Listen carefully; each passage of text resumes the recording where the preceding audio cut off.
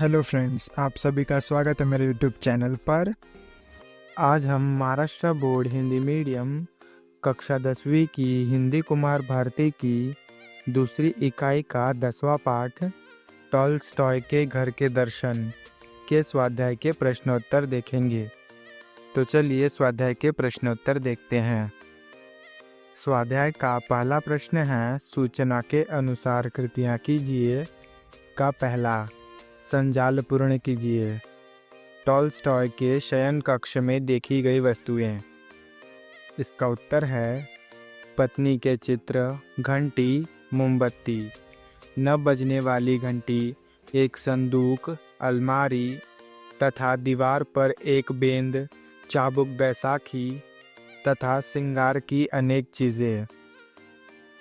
अगला प्रश्न है, प्रश्न दूसरा, लिखिए का पहला, बंद अलमारी में ये चीज़ें थीं।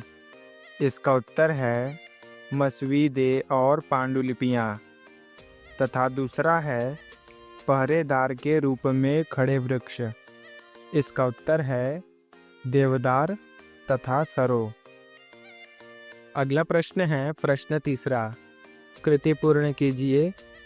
टॉलस्टॉय के अन्य शौक।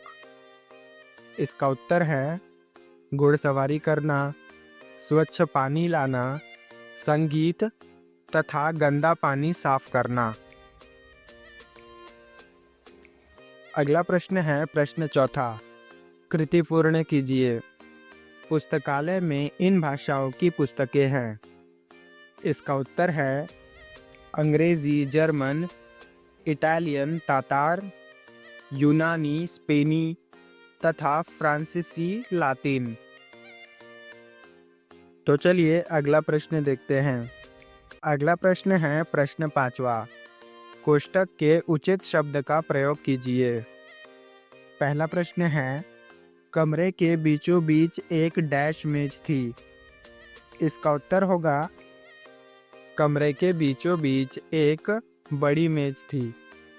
दूसरा प्रश्न है, तुला हमारे यहाँ के प्राचीन डैश जैसा है। इसका उत्तर है तुला हमारे यहाँ के प्राचीन नगरों जैसा है। तीसरा प्रश्न है, प्रवेश द्वार पर महान लेखक की डैश मूर्ति थी। इसका उत्तर है प्रवेश द्वार पर महान लेखक की ग्रेनाइट की मूर्ति थी। तथा चौथा और आखिरी प्रश्न है, उनकी कुछ कृतियाँ डैश भाषा में हैं। इसका उत्तर है उनकी कुछ कृतियाँ फ्रांसीसी भाषा में हैं। अगला प्रश्न है, प्रश्न छठा, रिश्ते लिखिए। टॉलस्टॉय। इसका उत्तर होगा वालिया पुत्र, मरिया लवोला पुत्री, सोफिया आंद्रेवा पत्नी तथा आखिरी का उत्तर होगा फूफी। अगला प्रश्न है, प्रश्न सातवां, शब्द समूह के लिए एक शब्द लिखिए। पहला, जहाँ अध्ययन किया जाता है। इसका उत्तर है अध्ययन कक्ष। दूसरा, जहाँ आराम किया जाता है। इसका उत्तर है आरामगाह।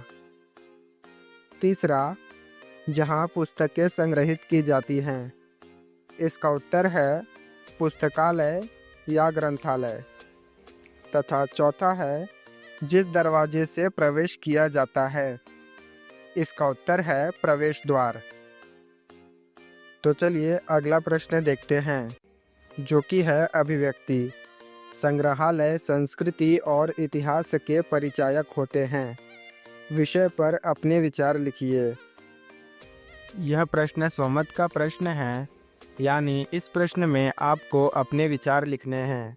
इसलिए जो उत्तर मैं आपको बताऊंगा, अगर आपने उससे अलग भी लिखा तो भी आपको इसके पूरे मार्क्स मिल जाएंगे। तो चलिए उदाहरण के तौर पर इसका उत्तर देखते हैं। इसका उत्तर अभी स्क्रीन पर दिखाई दे रहा होगा। आप वीडियो को पॉज करके उसे नोट कर लीजिए। तो चलिए अब अगला प्रश्न देखते हैं, जो कि है भाषा बिंदु का पहला प्रश्न। अर्थ के आधार पर निम्न वाक्यों के भेद लिखिए। पहला, क्या पैसा कमाने के लिए गलत रास्ता चुनना उचित है? इसका उत्तर है प्रश्नार्थक वाक्य। दूसरा, इस वर्ष भीषण गर्मी पड़ रही थी। इसका उत्तर है विधानार्थक वाक्य। तीसरा, आप उन गहनों की चिंता न करें। इसका उत्तर है निषेधार्थक वाक्य।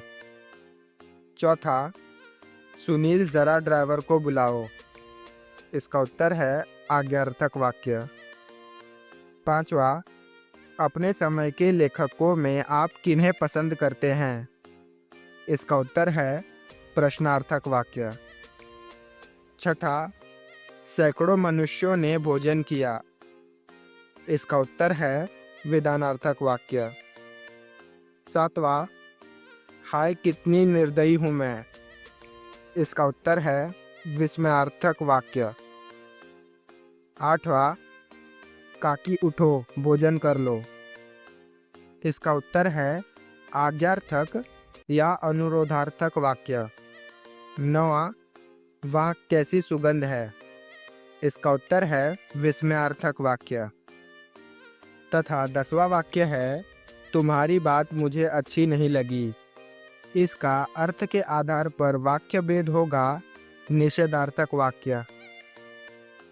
अगला प्रश्न है प्रश्न दूसरा। कोष्टक की सूचना के अनुसार निम्न वाक्यों में अर्थ के आधार पर परिवर्तन कीजिए। पहला, थोड़ी बातें हुई। इस वाक्य को आपको निषेधार्थक वाक्य में परिवर्तित करना है। इसका उत्तर होगा अधिक बातें नहीं हुई। दूसरा वाक्य है मानू इतना ही बोल सकी। इस वाक्य को आपको प्रश्नार्थक वाक्य में परिवर्तित करना है। इसका उत्तर होगा क्या मानू अधिक नहीं बोल सकी। तीसरा वाक्य है मैं आज रात का खाना नहीं खाऊंगा। इस वाक्य को आपको विधानार्थक वाक्य में परिवर्तित करना है। तो इसका उत्तर होगा मैं आज रात भूखा रहूंगा। चौथा वाक्य है गाय ने दूध देना बंद कर दिया। इस वाक्य को आपको विस्मयार्थक वाक्य में परिवर्तित करना है। इसका उत्तर होगा अरे गाय ने दूध देना बंद कर दिया। पांचवा वाक्य है तुम्हें अपना ख्याल रखना चाहिए। इस वाक्य को आपको आज्ञार्थक वाक्य में परिवर्तित करना है। इसका उत्तर आप दो तरीके से लिख सकते हैं। पहला है तुम अपना ख्याल रखा करो तथा दूसरा वाक्य होगा अपना ख्याल रखा करो। आप इन दोनों आज्ञार्थक वाक्यों में से कोई एक वाक्य लिख सकते हैं। अगला प्रश्न है प्रश्न चौथा। रचना के आधार पर वाक्यों के भेद पहचान कर कोष्टक में लिखिए। पहला वाक्य है अधिकारियों के चेहरे पर हल्की सी मुस्कान और उत्सुकता छा गई। इसका उत्तर है संयुक्त वाक्य। दूसरा वाक्य है हर ओर से अब वह निराश हो गया था। इसका उत्तर है सरल वाक्य।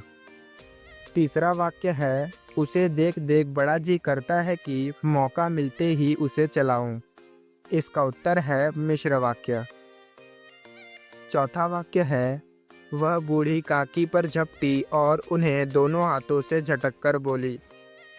इसका उत्तर है संयुक्त वाक्य। पांचवा वाक्य है मोटे तौर पर दो वर्ग किए जा सकते हैं। इसका उत्तर है सरल वाक्य। तथा छठा वाक्य है अभी समाज में यह चल रहा है क्योंकि लोग अपनी आजीविका शरीर श्रम से चलाते हैं। इसका उत्तर है मिश्र वाक्य। प्रश्न तीसरे में आपको प्रथम इकाई के पाठों में से अर्थ के आधार पर विभिन्न प्रकार के 5-5 वाक्य ढूंढकर लिखना है तथा प्रश्न पांचवे में आपको रचना के आधार पर विभिन्न प्रकार के 3-3 वाक्य पाठों से ढूंढकर लिखना है। इन दोनों ही प्रश्नों का उत्तर विद्यार्थियों को पाठ्यपुस्तक में से ढूंढकर लिखना है।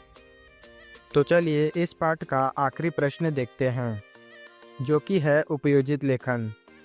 निबंध लेखन युवा पीढ़ी का उत्तरदायित्व विषय पर लगभग 100 शब्दों में निबंध लिखिए। इसका उत्तर अभी आपको स्क्रीन पर दिखाई दे रहा होगा। आप वीडियो को पॉज करके उसे लिख लीजिए। इसी के साथ इस लेसन के सभी प्रश्न यहीं समाप्त होते हैं। अगर आपको ये वीडियो पसंद आया हो तो वीडियो को लाइक कीजिए और हिंदी कुमार भारती के आगे के सभी पाठों के प्रश्न उत्तर की वीडियो अगर आपको चाहिए तो चैनल को सब्सक्राइब करके बेल आइकन को ऑन कर दीजिए ताकि आपको आने वाली सभी वीडियो की नोटिफिकेशन तुरंत मिल जाए।